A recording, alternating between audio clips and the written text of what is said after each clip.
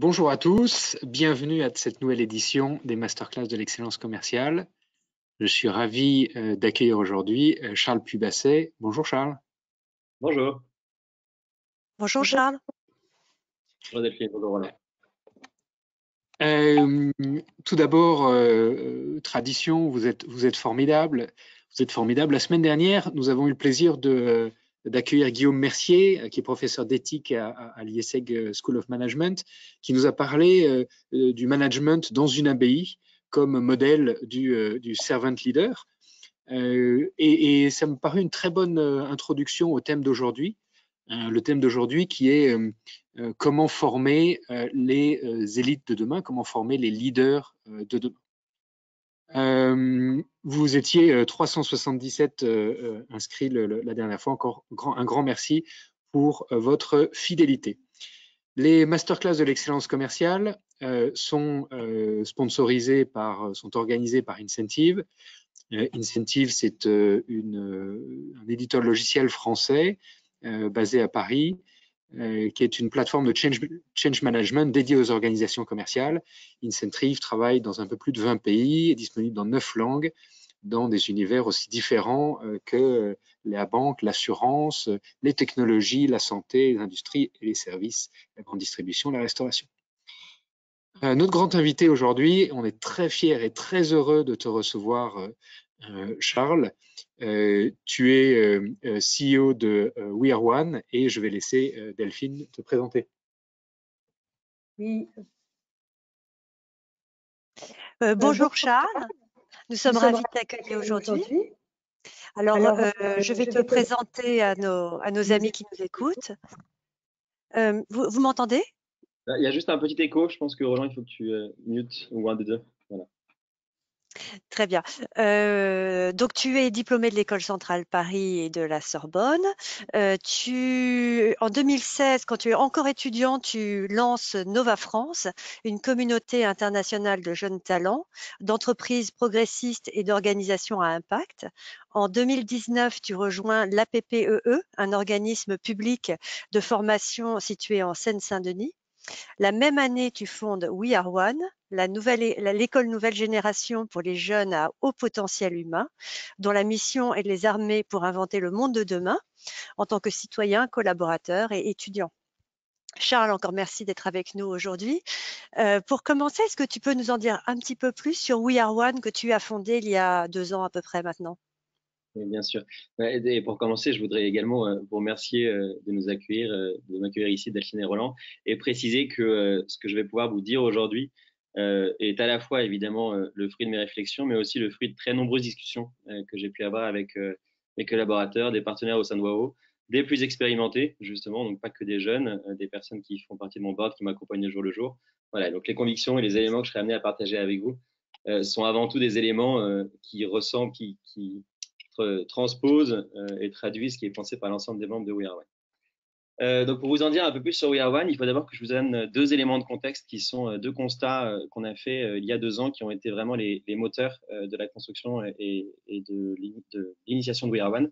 Le premier qui est un constat que beaucoup de gens partagent aujourd'hui, qui est qu'on vit dans un monde qui est de plus en plus fracturé. En particulier, on retient le niveau social, écologique, technologique et politique, et qu'à cette fracturation est associée une perte des repères qui est de plus en plus importante et justement une sorte d'opposition entre générations, avec des jeunes qui se disent que jusqu'à maintenant, manifestement, les solutions n'ont pas été trouvées et à en tenir responsables les anciennes générations. Première fracture, vraiment au niveau sociétal, et seconde, qui est une fracture au niveau de l'entreprise, entre le monde de l'entreprise et les jeunes, et dès le collège, l'université et pour certains chez les jeunes professionnels, avec des générations qui ne se comprennent plus. L'entreprise qui hier était autrefois un lieu d'intégration sociale et où on avait une certaine passation des connaissances est devenue aujourd'hui un point de fracture avec des jeunes qui accusent l'entreprise et le capitalisme de manière plus générale d'alimenter par un matérialisme, un individualisme et un sens accru de la compétition les problèmes écologiques et sociaux qui sont aujourd'hui les 2 enjeux majeurs pour cette jeunesse. D'accord. Les générations au pouvoir, pas de problème. À l'inverse, les générations au pouvoir vont voir dans cette jeunesse son inconstance et une impatience ou le fait qu'ils ne comprennent plus ses codes et ses attentes, donc une impression de ne plus se comprendre. Donc en ayant ces 2 éléments de contexte en tête, nous, notre conviction qu'on porte avec We Are One, c'est que les jeunes et les entreprises ont un rôle qui est crucial à jouer pour réparer ces fractures-là et que cela doit se faire main dans la main. Et pour ça, et c'est notre mission, il faut être capable de les outiller, les armer et les y armer. Et du coup, concrètement, comment est-ce que ça fonctionne? On agit à 3 échelles complémentaires. La première qui est très macro, on accompagne l'alliance U7+, qui est l'équivalent du G7 pour les universités, qui a été créée par le président Macron et Sciences Po en 2019, qui réunit 50 universités, qui justement se posent la question de quel est leur rôle politique au sens acteur de la cité du terme, et comment est-ce qu'elles peuvent contribuer via la sélection, la formation ou même la gestion de leur campus à réduire les fractures sociales, écologiques, politiques et environnementales, bien sûr. À une échelle plus méso, on aide des clients en B2B, donc des entreprises et des universités à former leurs leaders pour demain et à se transformer elles-mêmes culturellement, notamment en passant des alliances intergénérationnelles. Et troisièmement, beaucoup plus micro, on a notre propre école de développement personnel pour jeunes qu'on appelle à haut potentiel humain. Très bien. Donc, ton travail se fonde sur la conviction que les jeunes ont un rôle crucial à jouer dans le monde de demain, qui serait plus durable et plus inclusif.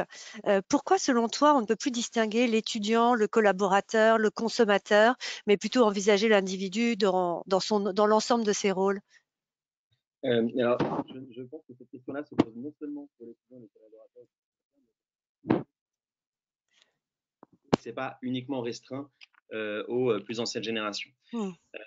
Pour ça, j'ai vraiment le sentiment qu'on a vécu dans une sorte de dissociation cognitive, une dissonance cognitive qui a été hyper importante entre des individus, des jeunes ou des moins jeunes, qui pouvaient, en sortant de chez eux, en changeant d'habit, en mettant un costume et en changeant de lieu, presque faire un grand écart entre qui ils étaient à titre personnel ou en tant que consommateur et qui ils étaient à titre professionnel. Cette dissonance, elle n'est pas nouvelle, elle existe depuis pas mal de temps, elle a été très accentuée récemment avec une avancée des moyens de communication qui va flouter la frontière entre le personnel et le professionnel, une bien plus importante connaissance et un degré de conscience des grands enjeux sociétaux auxquels on est confronté et auxquels nos entreprises participent. Et du coup, un grand écart qui est de plus en plus important en sachant que le métier auquel je participe va aller en opposition aux valeurs que je porte.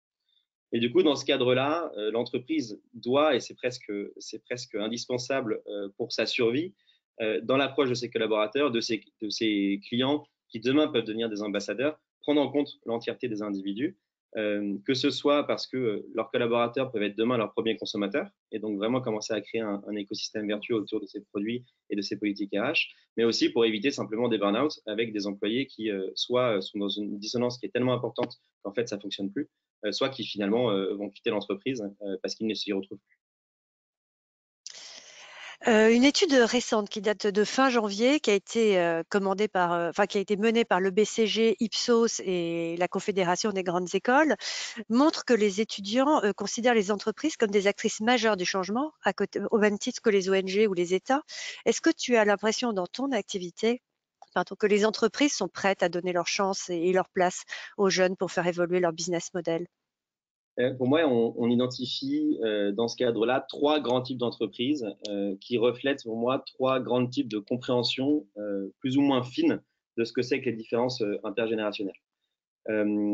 Là-dessus, notamment sur la question intergénérationnelle, personnellement et au sein de WAO, on ne croit pas à une rupture. Je l'ai dit rapidement tout à l'heure. On pense beaucoup plus à fait qu'il y ait des incompréhensions et qui sont notamment liées à un degré de compréhension de ce qui fait les différences entre différentes générations. Donc, pour comprendre un peu ça, on a créé une grille de lecture pour comprendre et analyser ces différences. Et c'est grâce à cette grille de lecture qu'on a identifié 3 grandes couches qui sont plus ou moins profondes et qui vont caractériser les générations. On a une couche qui est vraiment à la surface et qui est celle sur laquelle se base l'ensemble des différences ou des impressions de rupture, qui est celle de l'émotion ou de la sensibilité.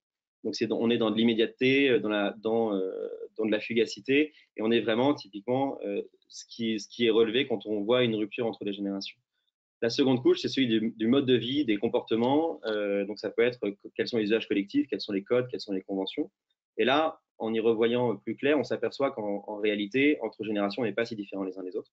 Et enfin, la troisième couche, qui est la plus profonde et bien souvent la plus difficile à aller chercher, c'est celle des valeurs et des principes fondamentaux, moraux, éthiques, voire spirituels pour chacun. Notre conviction, c'est qu'il faut être capable, pour appréhender les différences intergénérationnelles, d'analyser les générations via ces 3 couches. Et plus on va aller profondément et plus on va comprendre, plus on va s'apercevoir qu'en réalité, il y a beaucoup plus de choses qui nous rapprochent entre générations qu'il y a de choses qui nous séparent, et notamment sur la manière dont on gère les injustices, nos émotions, qui est vraiment la couche supérieure. Et donc, pour revenir à la question initiale, est-ce que j'ai l'impression que dans mon activité, les entreprises sont prêtes à donner leur place aux jeunes pour faire évoluer leur business model? Pour moi, il y a trois grands types d'entreprises. La première, c'est celle qui reste vraiment à la surface et aux émotions. Et là, on est dans une impression de conflit entre les générations. Et elles vont se voir comme un lieu de négociation entre des générations qui s'opposent, un peu comme si on avait 2 sumo qui se battaient avec d'un côté un jeune et d'un côté un vieux, et qui ne comprenaient pas que si au lieu de se battre l'un l'autre, ils s'alliaient, ils pourraient transformer l'organisation, transformer leur business model et soulever des montagnes, entre guillemets, si on garde l'image. Et donc, dans ces entreprises-là, il n'y a pas de place qui est laissée en business model pour les jeunes. Et tout ce qui est fait, c'est de l'affinage et pour réagir à la peur de perdre les jeunes collaborateurs. Dans ces entreprises, on est vraiment sur une culture d'avoir, c'est-à-dire qu'on va modifier le titre, le salaire, les avantages qu'on peut donner à ces jeunes-là, dans une optique de soit continuer à les attirer, soit les empêcher de partir. Et au fur et à mesure, et on le voit bien, c'est pas là-dessus que les jeunes attendent un vrai changement, et donc ils finissent par partir. Et donc il y a un vrai risque pour ces entreprises de disparaître à 5, 10, 15 ans, les jeunes mettant en place ce que j'appelle la politique des pieds, c'est-à-dire que ils prennent leurs pieds et puis ils s'en vont voir. Et à partir du moment où on n'a plus personne dans l'entreprise, c'est un peu compliqué. Donc c'est ce qu'on appelle les réactionnaires chez nous. Après, il y a ceux qu'on appelle les éclairés, qui vont un peu à une couche en dessous, qui est celle du coup des comportements et des modes de vie. Et là, elles sont déjà beaucoup plus à l'écoute et elles vont comprendre qu'on n'est plus dans une opposition, mais dans une alliance possible, et que les jeunes peuvent être des super bons capteurs des tendances sociétales, potentiellement de nouveaux produits de demain. Et donc, elles vont leur laisser une place plus importante en termes de, notamment, innovation, en termes de business model. Un bon exemple, c'est celui d'une banque qu'on est en train d'accompagner aujourd'hui, qui a vraiment identifié chez ses jeunes collaborateurs une envie profonde de s'engager, notamment pour la société et via de l'associatif, par exemple, et qui du coup va être à son écoute pour créer un nouveau programme d'engagement qui est à côté de son business model initial, mais qui a en tête que potentiellement demain, ça peut être une nouvelle partie prenante de son activité sur du long terme. Et enfin, il y a celles qu'on appelle les pionnières qui ont vraiment sont allés à la 3e couche dont on parlait tout à l'heure, et donc ils sont vraiment rendus compte qu'il y a énormément de choses qui nous rapprochent plutôt que ce qui nous sépare, et notamment sur des valeurs, qui ont dépassé ces clivages et qui ont compris que cette rupture intergénérationnelle était presque un piège pour l'entreprise et qu'on pouvait vraiment rester sur un statu quo si on s'y arrêtait.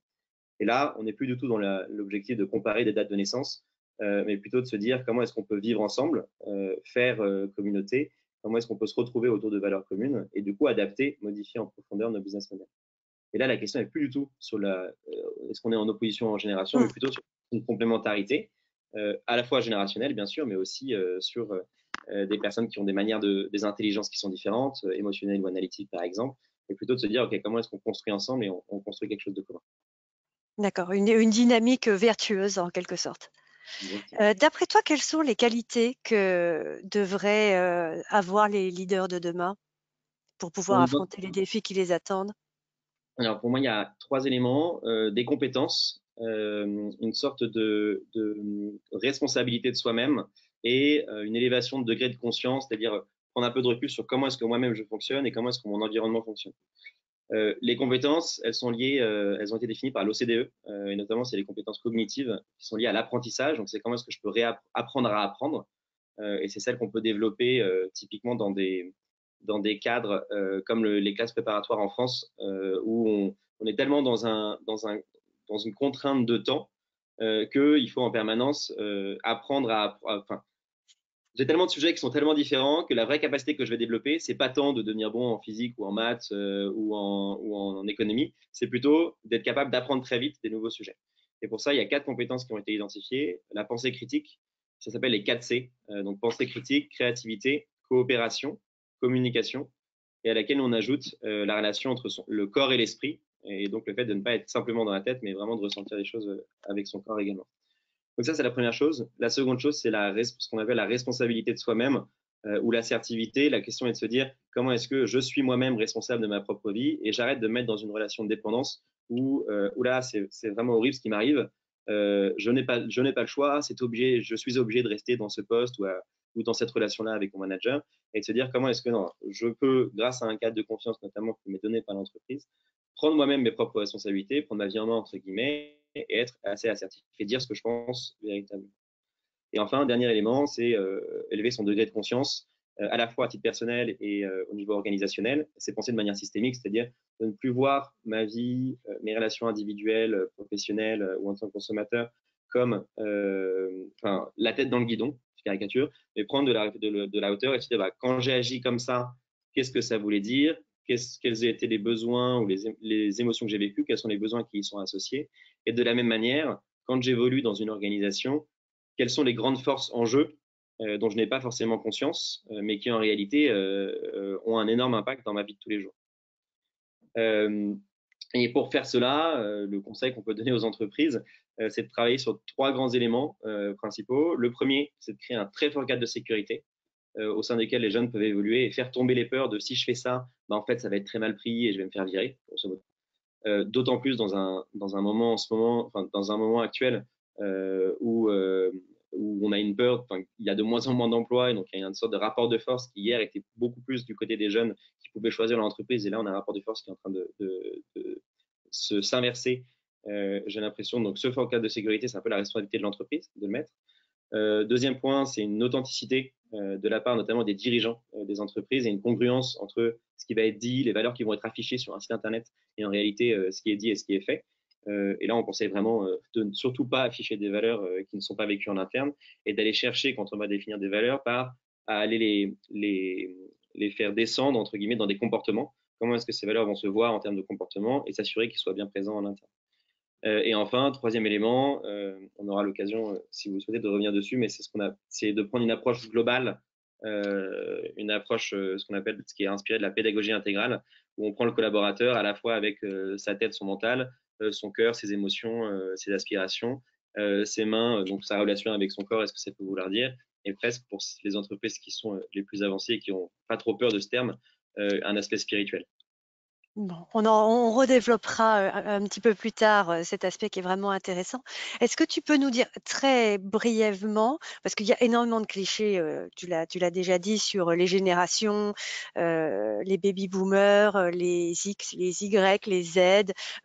C'est un peu dommage parce que bon, voilà, ça standardise des comportements et des mentalités qui sont parfois qui manquent un peu de nuances. Très simplement, est-ce que tu peux nous dire, selon toi, ce que les seniors peuvent apporter aux juniors et inversement dans ces alliances? Donc, comme tu viens de le dire, il y a vraiment la notion de dire il y a beaucoup plus de choses qui nous rassemblent que ce qui nous différencie. En revanche, vraiment, les complémentarités qu'on peut voir qui sont assez claires, c'est que les jeunes générations peuvent agir un peu comme des capteurs de la société. C'est eux qui peuvent traduire les nouvelles tendances, les espoirs, les sujets chauds, ce qui les anime, ce qui les motive. Et comme ce sont eux qui demain seront les consommateurs, ça anticipe, ça permet d'anticiper, notamment sur des besoins ou sur des business models, des nouveaux produits, ce qui peut être intéressant pour l'entreprise de porter derrière. Et en plus de ça, il y a énormément d'énergie qu'on peut retrouver chez les jeunes, et donc une véritable envie de faire changer les choses en profondeur, et donc une énergie qu'il faut être capable de catalyser et en faire le plus possible pour l'entreprise, évidemment, et pour le collectif. Et de l'autre côté, les seniors, comme on peut dire, ou les personnes qui sont plus expérimentées, avec leur recul, justement, peuvent aider à décrypter, ce qu'on disait tout à l'heure sur la pensée systémique, peuvent aider à décrypter le fonctionnement de l'organisation, comprendre les sous-entendus, les non-dits, ouvrir des portes à ces jeunes, les soutenir au bon moment, et également être le garant de l'historique de l'entreprise, c'est-à-dire en termes de ce qui a déjà été tenté, ce qui a déjà été tenté, et vraiment pour éviter la tendance qu'on pourrait avoir, c'est de dire bah, en fait, le capitalisme, tout ça, ça ne fonctionne pas, les anciennes générations n'ont rien compris et n'ont trouvé aucune des solutions. Nous, on ne croit pas du tout à cette politique de la table rase. Au contraire, on n'est pas là pour le grand jour, entre guillemets, et on est plutôt dans une optique de continuité. Et donc, les plus anciennes générations sont là justement pour dire, bah, voilà ce qui a déjà été tenté, voilà les apprentissages qu'on a pu en faire, et comment est-ce que et quels sont les enseignements qu'on en a tirés. D'accord. Je suis désolée, je regarde le temps qui file. On a déjà utilisé 20 minutes. Donc, bon, voilà, je poursuis. Peut-être essayer de répondre un tout petit peu, avec des réponses un tout petit peu plus courtes, même si tes réponses sont vraiment passionnantes. Concrètement, le mentorat, c'est l'exemple le plus évident de la transmission de compétences intergénérationnelles. Je crois que vous avez mis en place un dispositif de peer mentoring dans ta société. Est-ce que tu peux nous le décrire, s'il te plaît? Bien sûr. Il est basé sur le constat qu'on a des jeunes qui disent j'ai envie de changer le monde, j'ai envie de réparer le monde, et sur le constat qu'avant de vouloir changer le monde, il faut commencer par se connaître soi-même. Quelles sont mes peurs, mes espoirs, quelles sont mes forces, comment est-ce que je peux gérer mes émotions. Et du coup, on a créé un programme de peer mentoring, donc mentoring par les pairs, qui est un programme de 10 mois avec des groupes de 3 ou 4 mentees et d'un ou d'une mentor qui se réunissent mensuellement le temps d'un dîner autour d'un sujet spécifique tel que l'estime de soi, l'impact sociétal, la gestion des émotions. Et ce que les mentees viennent y trouver, c'est vraiment ce cas d'authenticité, de bienveillance, le fait de pouvoir se poser des questions qui sont fondamentales et de pouvoir gagner du temps en trouvant des réponses à des questions qui vont leur servir toute leur vie. D'accord. Alors pour qu'un programme de mentorat soit efficace, on imagine bien qu'il faut que, autant pour le mentor que pour le mentoré, il y ait un cadre sécurisant de confiance pour qu'on puisse parler de ses doutes, de ses points faibles, de ses interrogations. Comment on peut assurer ce climat justement, qui est propice à un échange, sincère? Quand il peut y avoir des rivalités, quand il peut y avoir une pression hiérarchique, qu'est-ce qui est possible? C'est une très bonne question, et notamment quand on parle de faire un programme de mentoring en entreprise. Quand on n'est pas en entreprise, la question se pose moins. Mmh. Les ingrédients sont les mêmes que ceux qu'on a dit tout à l'heure, à savoir le cadre de sécurité, cette authenticité et la congruence dont on parlait, Mmh. et la prise en compte du collaborateur dans son entièreté, tête, cœur, corps, spirituel. Pour le cas de sécurité, il faut simplement expliciter le plus possible ce cadre en définissant ce que ça veut dire la confidentialité, en écrivant noir sur blanc quelle est l'ambiance qu'on veut retrouver au sein du groupe, quelles sont les règles qu'on se donne, quels sont les sujets qu'il est possible de traiter ou non, comment est-ce qu'on résout d'éventuels conflits, etc. Donc, expliciter le plus possible. L'authenticité, il faut être capable d'aller chercher des personnes qui sont uniquement volontaires et qui sont dans Mmh. une optique de développement de soi, qui a été validée par des personnes dans l'entreprise, et notamment pour les mentors, on va être à la recherche de qualités comme l'ouverture d'esprit, la bienveillance, la capacité d'écoute. Et dans l'entièreté, donc c'est accepté qu'on puisse discuter de sujets comme les émotions, comment est-ce que je me suis ressenti aujourd'hui, quelles sont mes peurs, etc.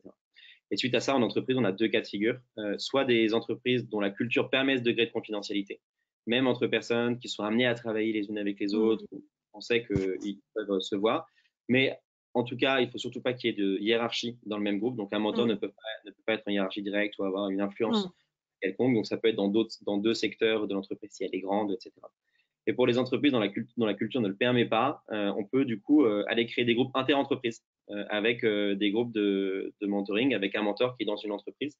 Donc, par exemple, ce qu'on commence à faire là, des groupes de quatre entreprises qui fournissent des mentors et des mentees.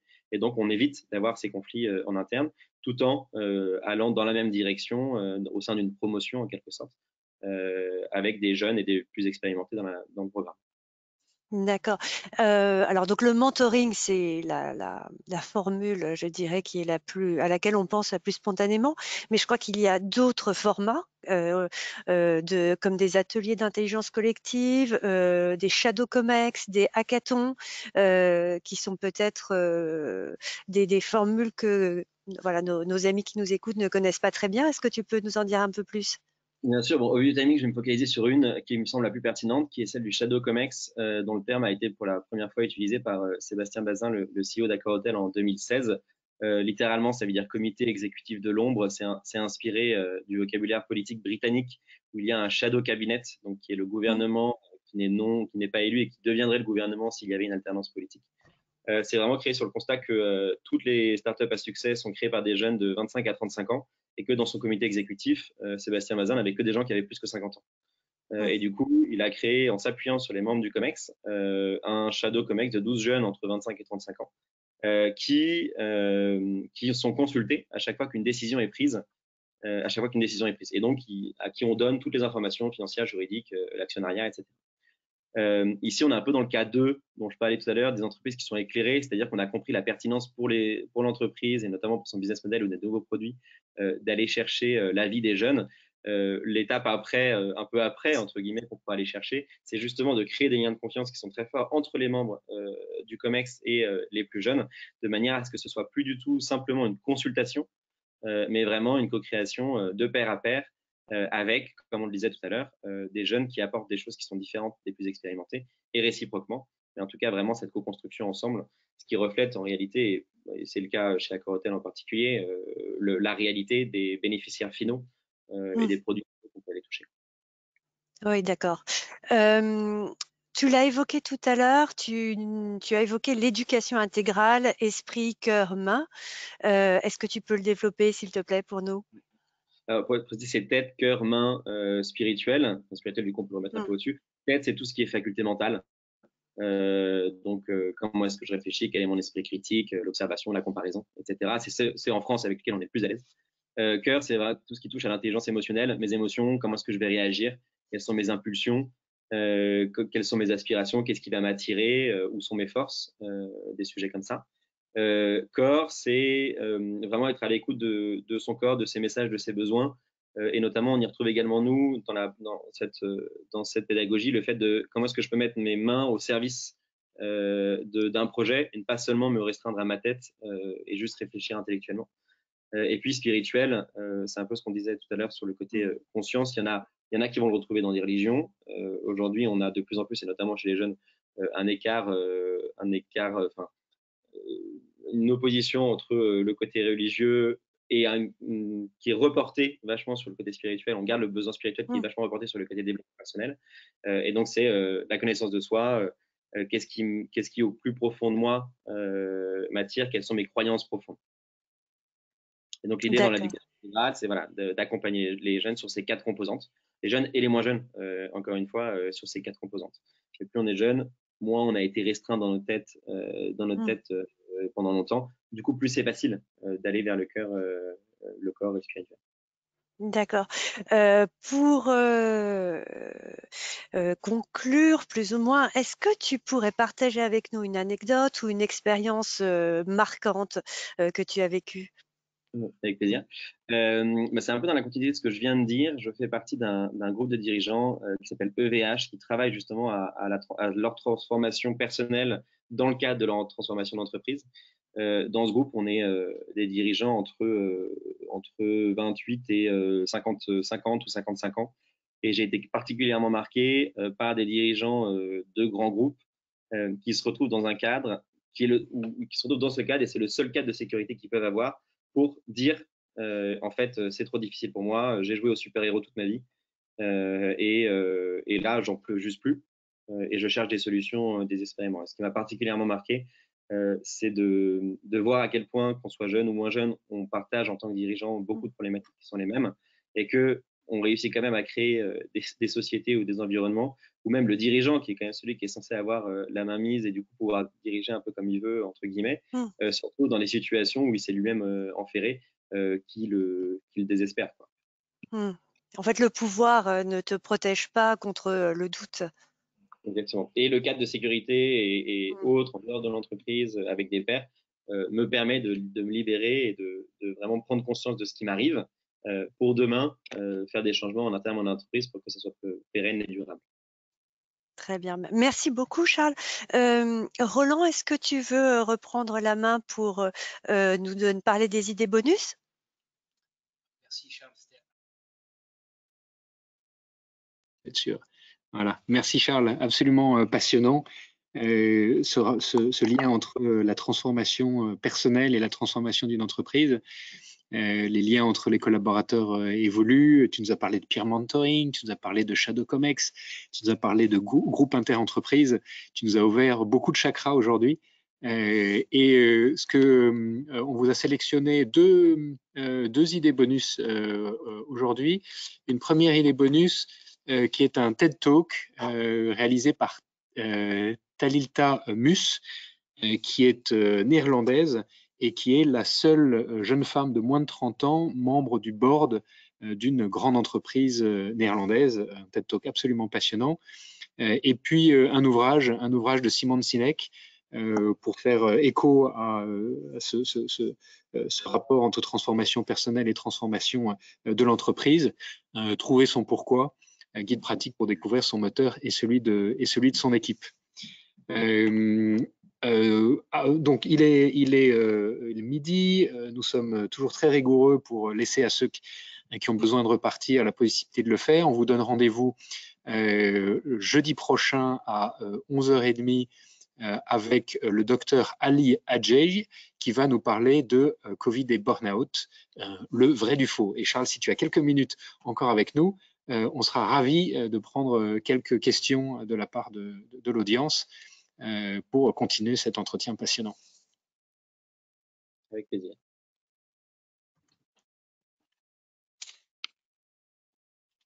Alors, on a une première question. Les réactionnaires, les éclairés, les pionnières, avez-vous des exemples d'entreprises pionnières? Oui, pour la plupart, en tout cas celles que je connais, c'est celles qui sont dans le groupe dont je vous parlais tout à l'heure. Pour en citer une, c'est Decathlon en Belgique, pour être précis, où on se retrouve, au départ, quand un nouveau collaborateur arrive dans l'entreprise, il a 3 mois pour découvrir l'entreprise, en comprendre ses tenants et ses aboutissants, et après faire une proposition de fiche de poste pour lui. Et ben voilà, au vu de moi ce que j'ai compris, quels sont les besoins de l'entreprise, et moi mes forces, mes aspirations, voilà ce que j'aimerais bien faire. Et dans ce cadre-là, sont également, dans cette même entreprise, sont également développés les groupes dont je vous parlais tout à l'heure, assez proches de ce qu'on fait avec du peer mentoring, où on a une culture d'entreprise qui est suffisamment forte pour que ce soit fait au sein même de l'entreprise.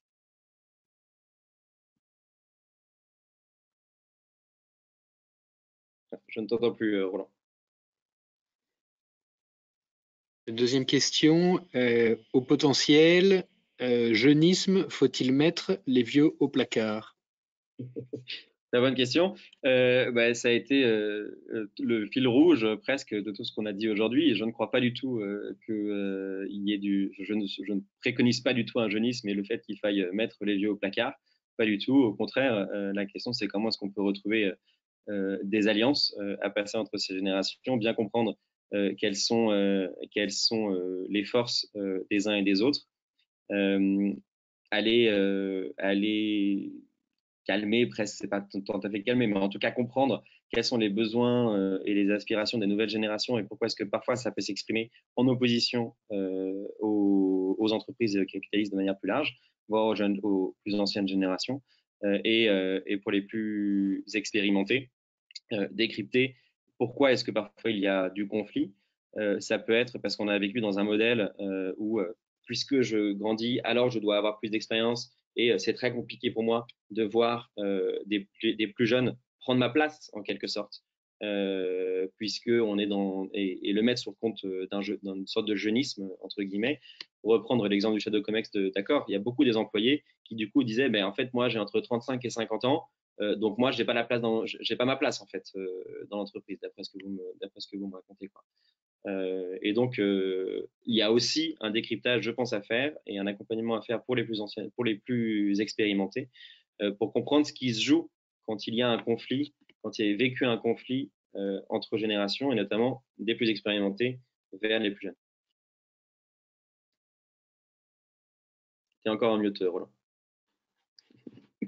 Finalement, on est les héritiers d'une vision très hiérarchique, très pyramidale de l'entreprise, où le développement dans l'entreprise se fait par construction en quelque sorte, aux dépens des autres, alors que le modèle que tu nous décris, c'est un modèle où le succès se fait grâce aux autres, quel que soit l'âge, quelles que soient les origines. Exactement. Et je pense que là, pour ajouter à ça et comprendre pourquoi est-ce qu'on a changé jusqu'à maintenant, et le fait qu'on ait des crises qui soient si apparentes aujourd'hui fait réaliser à quasiment l'ensemble des périodes, à tout le monde, et notamment particulièrement aux jeunes générations, qu'ils découvrent en quelque sorte que ça marche un peu sur la tête. Et c'est dans ces moments-là que hier, quand j'étais jeune, disons dans les années 50, quand j'étais jeune, on était en plein dans les 30 glorieuses, tout marchait très bien. Donc, c'était normal qu'il y ait une passation et une hiérarchisation entre générations, puisque le modèle fonctionnait bien. Donc, il n'y a aucune raison pour le changer. Donc, je vais te le transmettre à toi plus jeune. Là, on est dans un modèle qui ne fonctionne plus.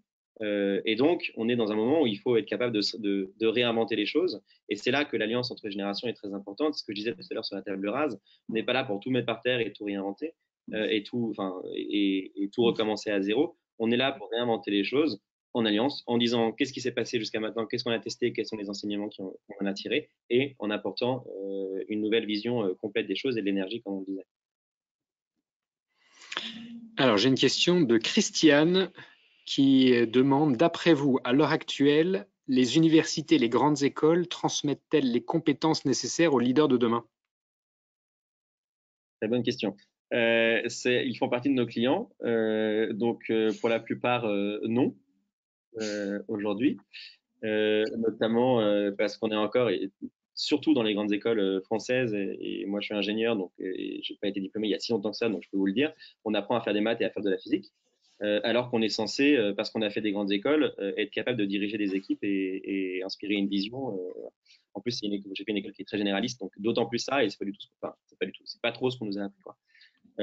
Donc non, première réponse. Deuxième réponse, c'est quand même qu'il y a des choses qui changent très très vite. Et moi, j'étais très étonné de voir à quel point en 3 ans, les cours même ont complètement changé. J'ai une école bien connue en tête, dont je ne tairai le nom, mais de grande école de commerce, qui en 3 ans a changé complètement son cursus et commence notamment par des rentrées très axées sur le développement personnel et la connaissance de soi. Mais dans ce cadre-là, je pourrais vous répondre avec plus de précision dans 6 mois, parce qu'on est en train de travailler à lancer une rentrée dans le plus grand nombre de grandes écoles et d'universités possibles, justement sur la connaissance de soi, animée par des anciens de notre programme de peer mentoring, en s'appuyant sur le fait que pour beaucoup, ils ont fait ces grandes écoles et ces universités. Question de Françoise. Ne pensez-vous pas que les qualités demandées pour être leader diffèrent d'une entreprise à l'autre? Très bonne question. Je pense que les qualités finales vont changer. Et c'est pour ça que je ne me suis pas tant, tout à l'heure, je ne me suis pas tant focalisé sur les qualités finales d'inspiration, etc., que le cadre qu'on est capable de donner, de manière à ce que les jeunes puissent les développer. Donc, en écoutant ce que je suis en train de dire, je pense que non, les qualités ne sont pas forcément les mêmes, et notamment parce qu'on a différents types de leadership. Tout à l'heure, tu parlais du leadership servant, Roland, dont vous avez discuté visiblement la semaine dernière. Donc, les compétences sont pas forcément les mêmes. Dans une entreprise d'ingénieurs, on va pas avoir forcément les mêmes besoins que dans une entreprise de design ou dans une entreprise de commerce, si je caricature. En revanche, je suis convaincu que les ingrédients d'un très fort cas de sécurité, d'avoir des gens qui sont des leaders notamment qui sont très authentiques et congruents, et la prise en compte du collaborateur et du jeune en particulier, et du leader donc dans toutes ses composantes, sont des ingrédients qui vont permettre, dans une culture donnée, au leader de développer les qualités dont il a besoin pour être à la tête de telle ou telle organisation. Très bien. Charles, un immense merci pour cet échange. C'était absolument passionnant. Et comme signe de ce pont entre les générations, je te propose de Give Me 5. Merci beaucoup Roland, merci beaucoup Delphine, et merci à tous pour votre écoute. Merci Charles. À très bientôt. Merci à tous de votre fidélité. Je vous donne rendez-vous la semaine prochaine à 11h30, jeudi 18, pour un échange exceptionnel avec le docteur Ali Adjei, qui va nous parler de Covid et burn-out. Merci à tous et à bientôt. Merci encore, au revoir.